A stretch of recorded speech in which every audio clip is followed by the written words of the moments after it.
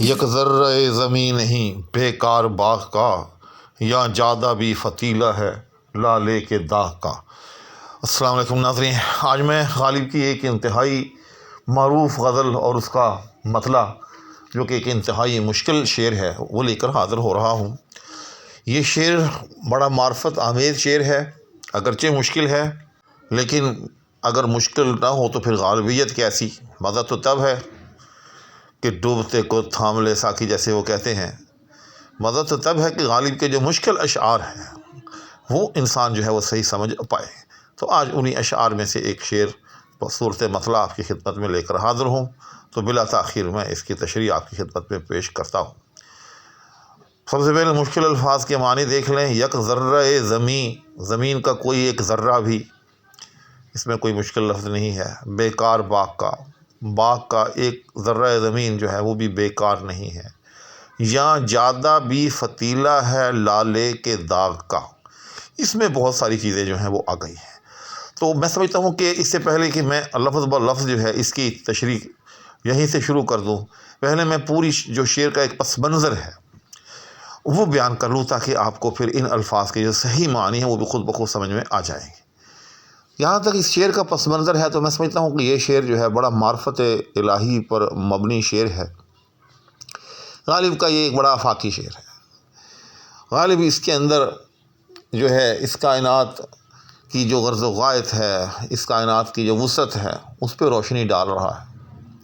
خود قرآن کریم کے اندر بھی اس چیز کی دعوت دی گئی ہے کہ آپ جو ہے اس کائنات کو دیکھیں۔ چنانچہ قرآن کریم کے اندر ایک مقام پر ہے، ان فی خلق السماوات والارض واختلاف اللیل والنہار لآیات لأولی الالباب، کہ آسمان و زمین کی تخلیق میں اور دن اور رات کے پے بہ پے آنے جانے میں اہل عقل کے لیے بڑی نشانیاں ہیں۔ الذین یذکرون اللہ قیاما وقعودا وعلی جنوبہم، کہ جو اللہ کا ذکر کرتے رہتے ہیں، یذکرون اللہ قیاما وقعودا وعلی جنوبہم، کھڑے بیٹھے اور اپنے پہلوؤں پر لیٹے ہوئے۔ اور پھر آگے فرمایا یتفکرون، اور پھر وہ تفکر کرتے ہیں، فی خلق السماوات والارض، آسمان و زمین کی تخلیق میں۔ پھر اس کے بعد وہ کیا کہتے ہیں؟ ربنا ما خلقت ھذا باطلا، کہ اللہ تو نے یہ کائنات بیکار پیدا نہیں کی ہے۔ تو یہ جو غالب نے کہا کہ ایک ذرہ زمین ہی بیکار باغ کا، تو اگر آپ اس باغ کی جگہ آپ کائنات کا لفظ رکھ لیں تو بالکل یہ وہی بات ہو جاتی ہے جس کا ہم ابھی تذکرہ کر رہے ہیں کہ ربنا ما خلقت ھذا باطلا، کہ اللہ تو نے اس کائنات کو بیکار پیدا نہیں کیا۔ تو سچی بات یہ ہے کہ یہ کائنات جو ہے اس کا ایک ایک ذرہ جو ہے وہ کسی غرض و غایت کے لیے ہے، وہ کسی مقصدیت کے لیے ہے۔ اور وہ مقصدیت کیا ہے؟ وہ مقصدیت یہ ہے کہ ہمیں اللہ جل شانہ کی ذات کا جو ہے وہ عرفان حاصل ہو جائے۔ چنانچہ اب غالب نے اپنی جو شعریت ہے، چونکہ غالب کا جو ہے میدان وہ تو شعریت ہے، معرفت بھی ہے، وہ ایک ثانوی چیز ہے، لیکن غالب جو ہے اپنی شعریت کی وجہ سے ہے۔ تو اس کو غالب نے ایک مثال کے ذریعے واضح کیا۔ وہ کیسے؟ کہ یا جادہ بھی فتیلہ ہے لالے کے داغ کا۔ اب اس کے الفاظ کے معنی بھی سمجھ لیں اور شعر کی تشریح بھی۔ یہاں کو کہتے ہیں جادہ، وہ جو پگڈنڈی یا راستہ جو کہ باغ کو جا رہا ہے، یا باغ کے اندر وہ جو مختلف قسم کے راستے جو ہیں وہ بنائے گئے ہیں، وہ پگڈنڈیاں جو بنائی گئی ہیں، وہ ہر ایک پگڈنڈی جو ہے وہ ایک جادہ ہے۔ تو یا جادہ بھی فتیلہ ہے۔ فتیلہ یاد رکھیے گا اس بتی کو کہتے ہیں جو کہ دیے کے اندر موجود ہوتی ہے۔ آج کل تو جو نسل ہے شاید ان کو تو یہ چیز معلوم نہ ہونا، انہوں نے ایسا دیکھا بھی ہو۔ پرانے زمانے میں جو دیے جلتے تھے تو دیے کے نیچے ایک سوت کی بتی ہوتی تھی۔ وہ بتی جو ہے وہ تیل میں ڈوبی رہتی تھی، اور پھر اس سوت کی بتی کے ذریعے تیل جو تھا وہ اوپر جو ہے منتقل ہوتا رہتا تھا، شعلے تک پہنچتا رہتا تھا، اور اس طرح سے وہ بتی جو ہے یا وہ چراغ جو ہے وہ جلتا رہتا تھا۔ یعنی بیسیکلی وہ بتی جلتی تھی تیل کی وجہ سے، اور پھر اس کے اوپر جو ہے جو چراغ کا ایک شیشہ جو ہوتا تھا وہ اس کی روشنی کو اور جو ہے وہ صفائی کے ساتھ ارد گرد پہنچاتا تھا۔ تو بہرحال وہ جو بتی سوت کی جو ہوتی تھی اس کو فتیلہ کہتے ہیں فارسی کے اندر۔ تو یہاں زیادہ بھی فتیلہ ہے لالے کے داغ کا۔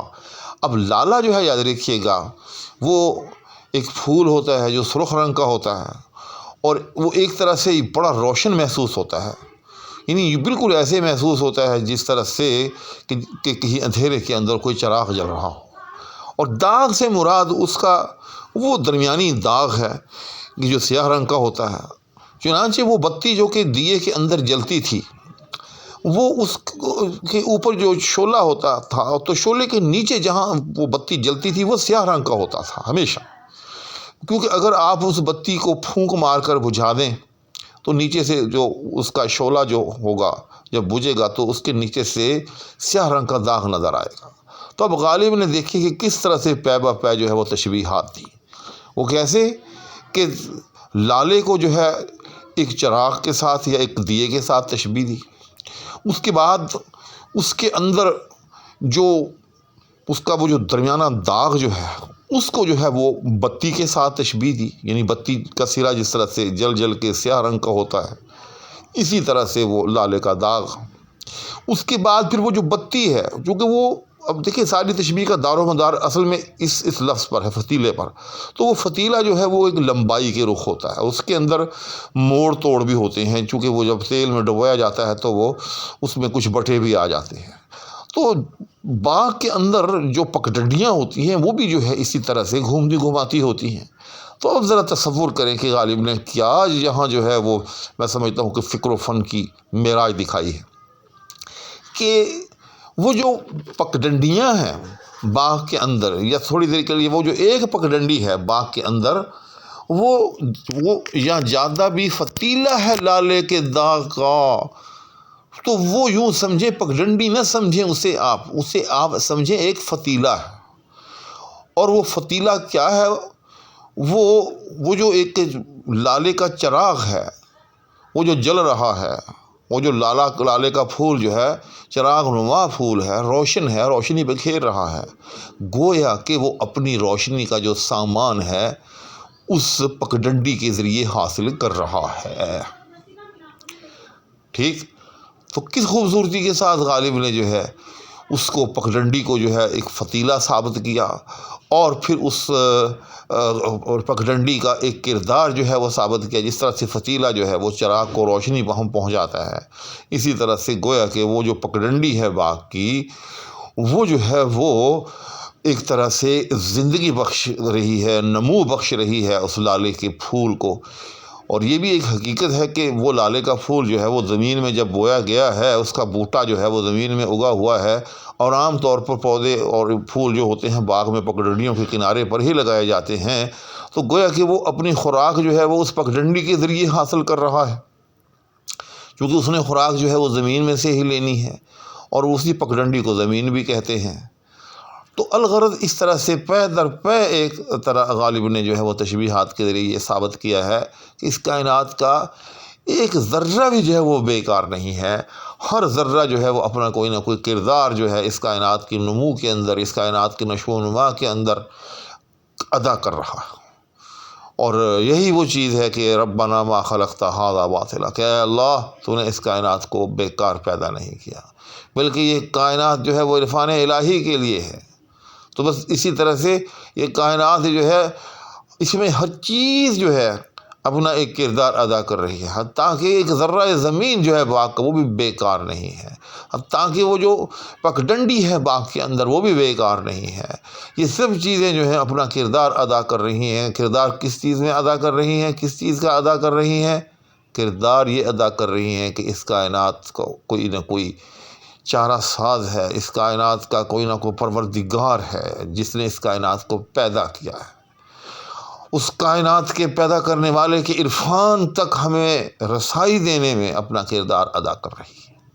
تو اس طرح سے غالب نے یہ بڑا خوبصورت شعر جو ہے، بڑا عرفان آمیز شعر جو ہے وہ ایک مطلع کی صورت میں کہا۔